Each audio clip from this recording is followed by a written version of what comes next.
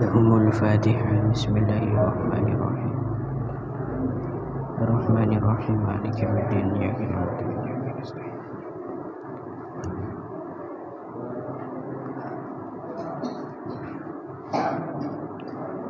Bismillahirrahmanirrahim. Faqad qala al-mu'allif rahimahullahu ta'ala wa nafa'na bihi wa bi'ulumihi wa bi asrarihi fid dharain amin. Allahumma amin. Bismillahirrahmanirrahim.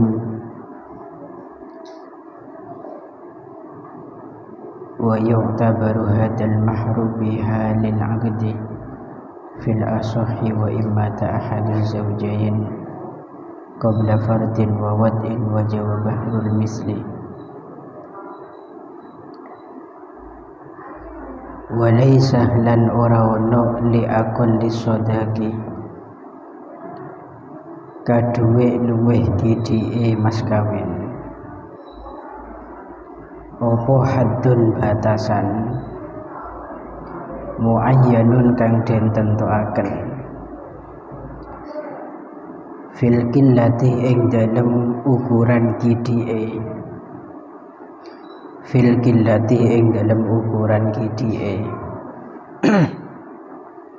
wala li aksarihi lan ora ono batasan kaduwe luweh akene sodak itu ki wala li aksarihi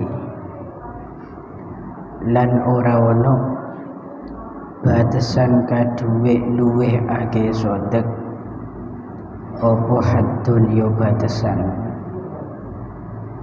muayyanun kang den tentuaken fil kasrati ing dalem ukuran ake balid dhabitu balik utawi pelanggerane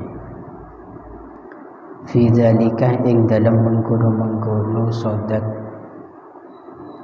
iku anna kulla syai'in sak temene saben-saben suwiji-wiji soha kang sah apa jaluhu ndadekaken syai'in atau kulla syai' tadi samanan ing rego bayane min ainin nyatane kahanan au manfaatin utawa manfaat soha iku soha sah apa jaluhu ndadekaken syai'in apa jaluhu ndadekaken syai'in sodakon ing mas kawin wa sabaqa lan wis diisik apa annahu sak temene kelakuan iku yustahabbu den sunahaken apa adamun naksih ora anane kurang an asyrati darahima saking 10 piro-piro dirham wa adamu ziyadati lan ora anane tambahan ala khamsi mi'ati dirhamin ing atase 500 dirham ala khamsi mi'ati dirhamin ing atase 500 dirham. Bismillahirrahmanirrahim. Melanjutkan keterangan yang kemarin bahwasanya dalam catatan yang ketiga, seorang laki-laki itu wajib memberikan mas kawin kepada seorang istri berupa mas kawin misal atau mahar misal apabila sang suami sudah terlanjur berhubungan intim dengan sang istri itu gitu. Karena pada hakikatnya kata kemarin mas kawin itu wajib diberikan kepada seorang istri apabila terjadi hubungan intim atau dalam istilah yang masyhur kita kenal adalah jima atau duhul atau wate. dan mas kawin yang wajib diberikan oleh suami kepada sang istri itu yang diperhitungkan nanti ketika akad. Ini menurut pendapat yang ashah. Artinya begini, kalau ada seorang suami menikah dengan seorang istri, ini tentunya memang kalau suami itu pasti menikah dengan istri. Pada saat menikah dia belum bayar mahar. Kemudian ketika sesudah menikah, sang suami itu terburu-buru menjima. Maka kata tadi wajib memberikan mas kawin tapi misal. Ini nanti saya jelaskan apa mas kawin misal itu. Namun tentunya sebagai tradisi harga barang yang ada di negara kita atau negara pada umumnya, kadang-kadang satu barang itu beda harga sesuai perkembangan zaman, iya kan? Kadang-kadang demikian. Yang mungkin pada tahun 2000-an mas kawinnya keluarga kita, mas kawin ibu kita misalkan, atau mas kawin saudara kita itu 50.000 dianggap biasa. Sedangkan pada tahun 2023 seperti sekarang ini tentu nominal 50.000 kan sangat sedikit. Berarti kan beda zaman, beda kualitas harga, ya kan? Men lambe 50.000 di keraja, men makin kan tak raja. Cereng 1.000 lambe ni ke masya Allah soki dan aku 1.000. Men makin 1.000 bagi ke santri, sehari itu tak ada. Nah ini nanti ketika ada masalah, loh, saya mau bayar mahar misal ini mengikuti ukuran kapal, yang ukuran pada saat saya akad atau pada hari ini atau hari sekarang ini. Maka jika demikian persoalannya, harga mas kawin misal itu merujuk kepada zaman di mana orang itu akad. Contoh misalkan 1 bulan yang lalu orang nikah akad nikah. Sebulan sesabena orang nikah akad nikah. Sampai makin tak bejer mas kawinnya. Ternyata ring laki nikah ajima istrinya, berhubungan intim dengan istrinya, maka wajib bayar mahar misal. Mahar pada umumnya yang sesuai dengan ukuran kualitas wanita tadi. Men 1 bulan kemarin katakan 50.000 itu adalah mahar misalnya. Tapi kalau sekarang 50.000 itu tidak pantas bagi perempuan itu. Maka bagi sang suami memilih yang mana? Memilih mahar misal pada saat dia itu akad, berarti 1 bulan yang lalu. Paham ya? Ini kan contoh masalah perbedaan harga sandal kan, ataupun HP. Sandal saja kalau di zaman 1 bulan yang dulu dengan yang sekarang itu mungkin beda.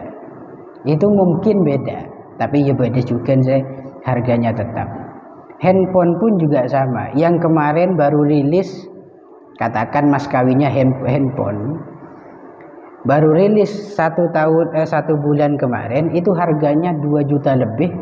Bisa saja pada hari ini handphone tersebut kisaran harganya kurang dari 2 juta atau bahkan kurang dari 1 juta.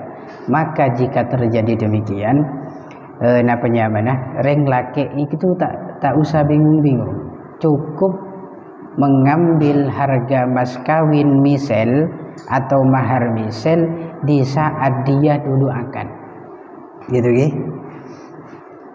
Ini ada satu masalah, wa imma ta'ahadu zawjaini qabla fardin wa wad'in wa jawab mahru mislin fil adhar. Bagaimana kalau kasusnya salah satu dari kedua pasangan itu meninggal dunia atau mati sebelum mas kawin ditentukan atau sebelum adanya hubungan intim. Bedereng laki di situ akabin bedereng bini. Malam akabin mas kawin kita bejer. Ternyata mangken selaki mate atau bisa bini semate. Tentu kita bertanya-tanya, apakah sang suami tetap wajib membayar mahar atau tidak? Iya kan? Sedangkan sang suami belum sempat menikmati sang istri. Atau sebaliknya sang istri juga belum sempat menikmati sang suami. Maka menurut pendapat Azhar, berarti nanti ada pendapat yang lain jika demikian, tetap wajib bagi seorang suami memberikan mas kawin walaupun dia itu meninggal atau istrinya yang meninggal. Intinya tidak sampai pada tujuan. Lah kenapa? Karena al-maut yanzilu manzilatal jima. Kematian itu posisinya menempati posisinya jima. Jadi salah satu pasangan itu meninggal, maka diibaratkan keduanya sudah berhubungan intim dan wajib memberikan mahar. Cuman mahar yang wajib dikasih itu mahar misal, mahar umumnya, bukan mahar yang disepakati saat akad. Paham ya? Kan beda mahar sepakaten. Saya terima nikahnya ini binti ini dengan mas kawin 1 miliar, itu saya kocak mahar yang disebut saat akad. Mahar misal itu tidak seperti itu. Mahar misal itu kalau wanita ini punya saudara dan saudaranya itu maharnya 200.000, ya 200.000 umumnya, gitu kan? Bahkan di sini lebih diperjelas, wa yu'tabaru fi dzalika sinnun wa aqlun wa iffatun wa jamalun wa fasahatun wa ilmun wa syarafun. Kualitas seorang wanita itu sebetulnya mahar misalnya mengikuti. Artinya mahar misalnya wanita itu menyesuaikan kualitas orangnya. Sepertama sinnun, faktor usianya. Reng bini nikah mengodah bi reng bini tua mas kawin kita kira pada jelas lebih mahal mas kawinnya reng bini segi ngodah. Kenapa? Orisinil. Gimana? Walaupun sama-sama perawan. Dan sampean makin lah coba beli lah beriin HP daripada HP sesitong Android terbaru, yang satu Nokia baru udah pernah dipakai, tapi Nokia tutut zaman dulu yang usianya sudah tua gitu. Itu kualitasnya beda. Reng bini juga sama. Reng bini sepo ben reng bini ki ngodeh jelas mas kawinnya yang misal, artinya mas kawin pada umumnya yang pantas dengan dirinya menyesuaikan dengan kualitasnya, baik umur atau yang lainnya seperti aklun. Reng bini gila, bi reng bini tak gila. Niki mas kawin juga beda. Kayak gini, orang perempuan yang gila ndak waras akalnya dengan perempuan yang normal akalnya jelas beda harganya. Padahal sampean daripada beri HP Android lah padalah. Saya sitong konsletan, saya sitong romo-romate, yes di situ moro-moro ndak hidup lagi, yang satunya normal, jelas harganya beda. Reng bini juga sama. Man sesitong nanang sekecil lodak orangnya itu beda bi sepancen istiqomah gitu ki. Man sesitong di situ gempang longoran misalnya. Itu beda dengan perempuan yang ifah, pancen menjaga dirinya. Kemudian tinjauan berikutnya untuk mempertimbangkan mahar misal itu adalah wajamalin, perempuan yang cantik dan perempuan yang jelek. Ini relatif. Ratin ben coba itu nisbi, tergantung siapa yang menilai. Bagi saya dia cantik, belum tentu bagi Anda dia cantik. Ini yang dikatakan nisbi atau relatif. Tentunya ini tanpa ditanya semua bisa menilai. Orang bini seratin, bendeng bini saya tak ratin. Bagi setiap masing-masing orang penilaiannya itu pasti harganya beda. Jelas beda. Meleh HP juga ben HP mapan itu beda kan gitu kan. Lah itu juga penentu kadar mas kawin misal atau mahar misal. Wa fasahatun, fasihnya lisan. Reng bini selesannya fasih dalam berbicara. Ketika melantunkan suaranya bisa menggedor hatinya, misalnya, saking merdunya gitu. Ketika suaranya dikeluarkan membuat dirinya melayang-layang, saking merdunya suara. Dengan dibandingkan perempuan yang tidak fasih, ketika ngomong ngecitin orang misalkan, ketika berbicara tidak ada satupun orang yang diajak ngomong kecuali akan merasakan sakit pada akhirnya. Itu kualitas pembicaraannya beda, dan mas kawinnya pun juga beda. Makanya ini pelajaran besar bagi santri. Reng bini ini kementro larangah mas kawin itu jadilah perempuan yang banyak diam. Walaupun toh secara tabiat reng bini itu ya pancen dari dulu zaman Nabi pancen kebanyakan komplain. Reng bini itu dari zaman dulu zamannya Nabi itu pancen diidentik makhluk yang banyak komplain. Bahkan masyhur kita ketahui Sayyidina Umar terkenal gagahnya orang, terkenal paling pemberani itu takluk di bawah sang istri. Kirim bilin tenang Sayyidina Umar. Ini masya Allah. Itu juga menjadi tolak ukur mahar misal. Kemudian al-muradu bi mahril misli qadru ma yurghabu bihi fi misliha adatan. Sekarang kami jelaskan apa itu mahar misal. Dari tadi menyinggung mahar misal. Mahar misal itu kadar atau ukuran mas kawin yang sangat pantas dan disukai oleh perempuan yang semacam itu. Artinya mahar itu pantas bagi orang yang demikian itu. Dan ukuran ini dalam syariat, khususan dalam kitab bajuri ini, merujuk pada keluarga dan kerabat-kerabat terdekat. Gampangna omong, mahar misal itu mepadah ben keluarga. Men sampean di tretan di iyu berempat iyu mas kabina. Kalau Mbak Yu sampean itu 200.000, maka mahar misal sampean ya 200.000. Kenapa? Karena saudara sampean terdekat itu maharnya ya kayak itu, normalnya kayak gitu. Kalau gak sampean itu keluarga bangsawan atau keluarga kerajaan, tentu mahar misalnya di situ beda. Misalkan di tretan seorang putri raja, sampean itu adiknya, tentu mahar daripada sang putri itu kan larang, tak pada ben rakyat biasa. Maka ukuran sampean mengikuti saudara itu. Dan intinya mahar misal, mahar yang disenangi oleh secara adat perempuan itu. Reng bini ngaji pantasnya kayak apa? Mending bini ini ketambah alim berarti tambahlah larang. Cek kalau ada mode. Gitu gitu.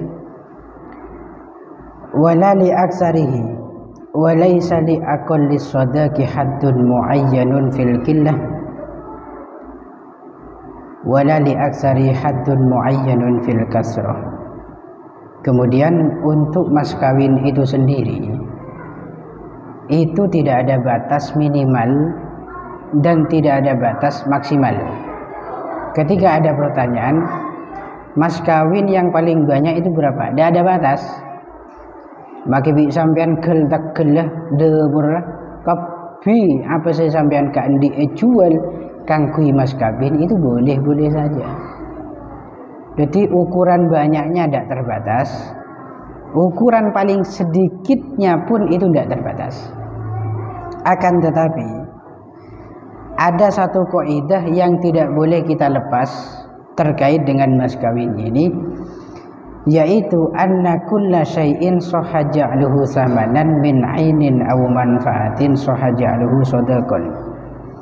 Setiap benda apapun atau sesuatu apapun yang sah dijadikan nilai harga, baik di situ benda atau manfaat, maka boleh dan sah dijadikan mas kawin. Intinya begini, walaupun kata tadi mas kawin itu tidak punya batas minimal dan tidak punya batas maksimal, akan tetapi kaidahnya yang harus sampean pakai, mas kawin itu tidak sembarang benda apapun bisa dijadikan mas kawin. Nanti kalau tidak demikian sampean itu guyon, artinya bercanda dalam pernikahan. Apa mas kawinnya? Satu butir nasi saja misalkan, itu kan benda, kan rusuh. Kalau demikian kan akan rusak pernikahannya. Oleh karena itu ulama membuat satu kaidah, mas kawin itu segala sesuatu yang bisa menghasilkan harga atau memiliki nilai harga, yang tidak termasuk seperti 2 biji gandum atau 2 biji beras atau 2 biji jagung atau 1 biji dari mereka. Coba lah kana sampean entar ke tuku ngalak sitong beras, ngocak ke sajuan beremparkan beras sitong lebih kok beli ya, kira-kira abri rega berempah sajuan. Oh tak ada regen aja nih, oh iya lah tak ada regen ni kalah ya, tapi cuma lima sampai saya buka nih banyak ya kan. 1 biji gandum atau beras itu merupakan barang yang tidak punya nilai, sehingga itu dijadikan mas kawin tidak bisa, jelas tidak bisa. Kalau cincin dari besi jelas punya nilai harga, apalagi itu kenangan. Makanya jangan dulu kualitas barang dan harganya barang itu sedang-kadang tidak muncul dari zatnya, tapi muncul dari apa nyaman ki, kenangan yang ada pada barang itu. Sedang-kadang kan samper pada samper mensampera presiden itu bisa sampai beli, itu akan dengan harga yang tinggi. Sampera para habaib, sorban, mengkro sorbannya kita jual ke orang ya harga pasaran paling 15.000 jadi kita ber ya. Tapi mensengangkui misalkan katakan Habib Lutfi misalkan, seorang ulama, sorbannya disuruh beli 1 juta dibeli sama sampean. Kenapa? Ada keistimewaan di balik benda tadi. Atau misalkan songkok lah, songkok sampean itu harganya kan semuanya merata, iya kan? Rata-rata ya kayak gitulah ukuran songkok. Kalau udah 50.000 atau ke bawah ya boleh selarang juga kan. Akan tetapi mensongkok ini kayak kaimanin ban sampean regen bisa larang.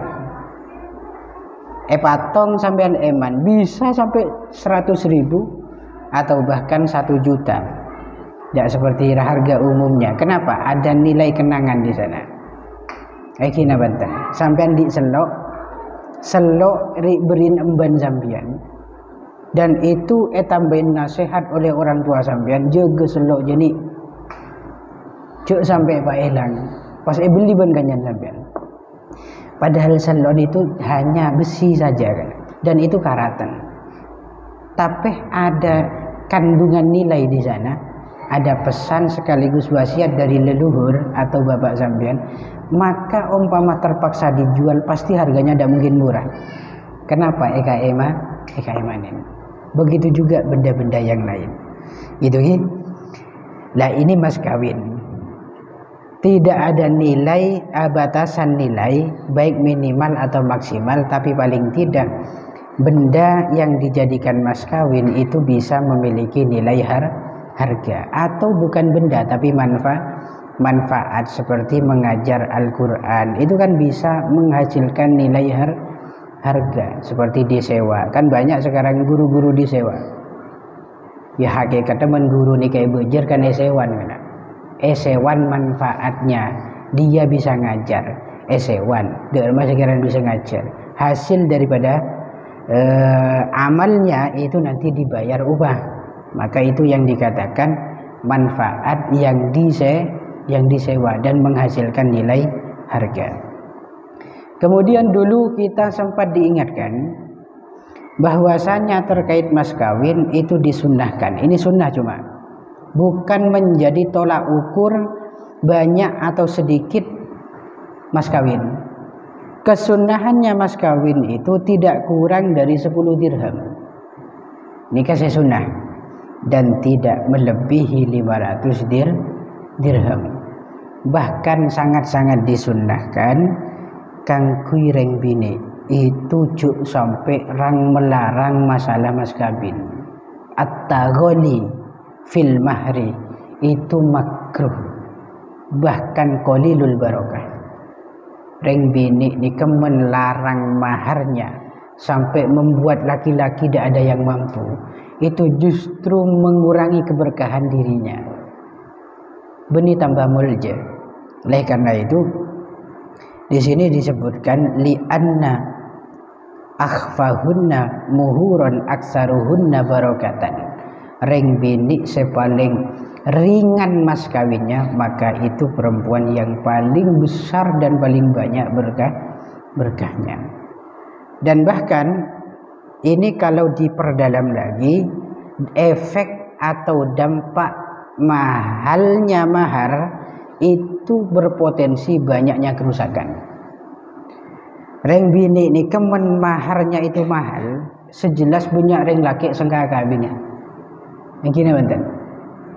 Toro ramah kita agapin, sering mahar sampai 1 M misalkan, 1 juta, oleh dia bisa 1 juta. Torot mah kita agapin, mendeng laki ini kita kabin nganggur, maka mafasid beberapa kerusakan itu banyak terjadi. Sejelas banyak pemuda-pemuda yang nanti tidak ada giroh di hatinya, banyak melakukan kemaksiatan demi ketidakmampuan dia untuk menikah. Lebih memilih maksiat. Akabin cek melarang, gara-gara reng bini melarang. Ini mafasidnya lebih besar daripada manafiknya nanti. Kunci wa yajuzu ayyatazawwajaha ala manfaatin ma'lumatin ka ta'limiha al-Qur'ana. Wallahu a'lam bishawab. Al-Fatihah. Bismillah.